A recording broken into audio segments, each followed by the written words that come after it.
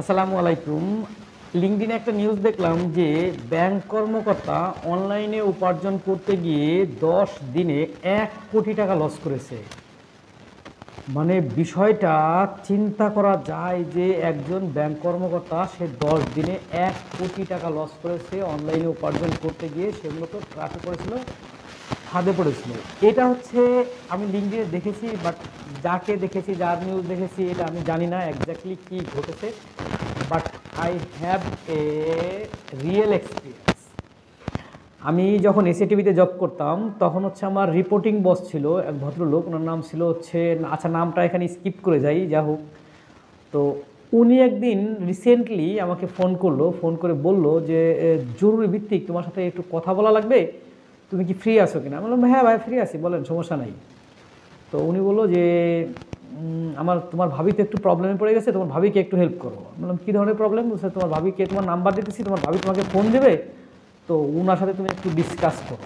পরে ভাবি ফোন দিল, ভাবির সাথে আমার আগেও ফোনে কয়েকবার কথা হয়েছে, বাট ফেস টু ফেস কখনো দেখা নাই।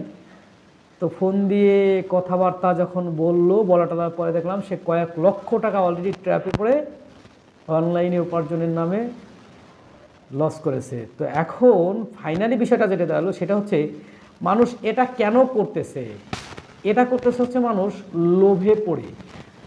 আপনাকে যে মেসেজ দেওয়া হবে যে পার ডে আপনার ইনকাম হবে 2,000 থেকে 3,000 টাকা, মাসিক বেতন হবে 60,000 থেকে 90,000 টাকা। আপনি চিন্তা করতে পারবেন এইরকম যদি একটা কাজ আপনাকে দেওয়া হয় যে পার ডে আপনি 60,000 থেকে 90,000 টাকা বেতন পাবেন, হচ্ছে আপনার সর্বোচ্চ প্রতিদিন 2 ঘন্টা 3 ঘন্টা কাজ করা লাগবে, তাহলে তো মানে মানুষ হুমড়ি খেয়ে পড়বে, এবং পড়ছেও তাই।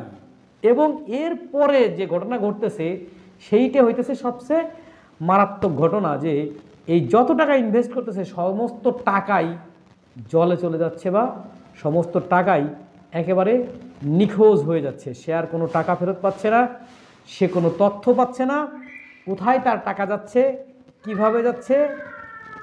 মানে এরপর আমাকে বললো ঠিক আছে, আমি যদি আইনি বিভিন্ন সহায়তার চেষ্টা করি ইত্যাদি ইত্যাদি, তাহলে কি ওই টাকা ফেরত আনতে পারবো কিনা? তো আমি বললাম যে টাকাগুলো আপনি পে করেছেন কীভাবে? বলো যে বিকাশের মাধ্যমে বা নগদের মাধ্যমে। বললাম ঠিক আছে, তাহলে ওই নাম্বার দিয়ে আপনি সাইবার সিকিউরিটি পুলিশের যে ইউনিট আছে, বা হচ্ছে আপনার র্যাবের ইউনিট আছে, বা হচ্ছে বাংলাদেশ সরকারের যে আপনার এই সাইবার নিয়ে যারা কাজ করে এদের যে ইউনিট আছে, সেই ইউনিটের সাথে যদি যোগাযোগ করতে পারেন এবং যদি সম্ভব হয় কিছু টাকা তারা ফেরত এনে দিতে পারবে, বা সম্পূর্ণ টাকাও ফেরত এনে দিতে পারবে। আই ডোন্ট এক্স্যাক্টলি তাদের ক্যাপাবিলিটি কতটুকু, তারা আসলে পারবে কিনা বা পারা যায় কিনা।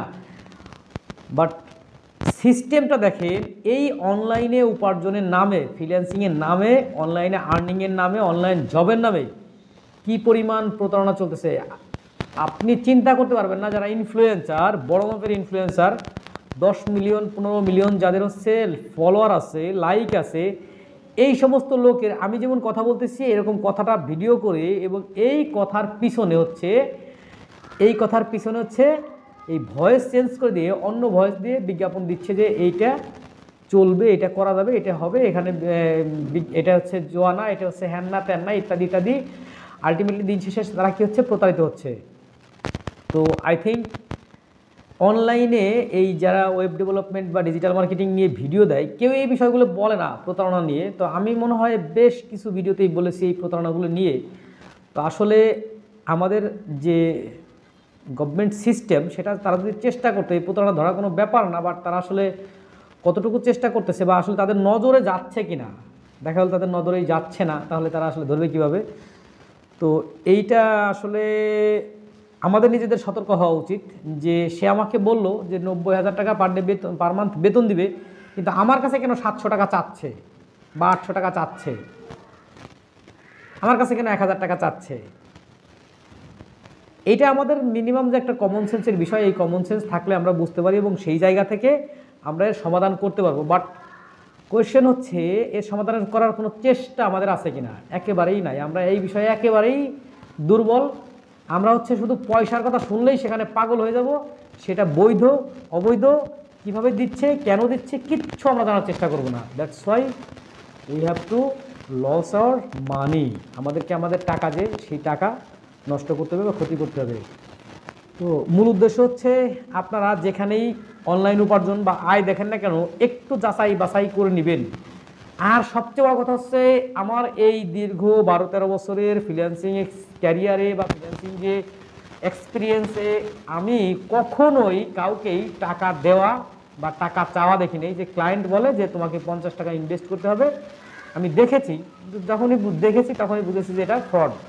তো আপনার এতটুকু কনসেপ্ট হইতে হবে যে ক্লায়েন্ট কখনো টাকা চায় না, ক্লায়েন্ট কখনো আপনার ক্রেডিট কার্ডের নাম্বার চায় না, পিন নাম্বার চায় না, বিকাশ নাম্বার চায় না, এভরিথিং কিছুই চাবে না।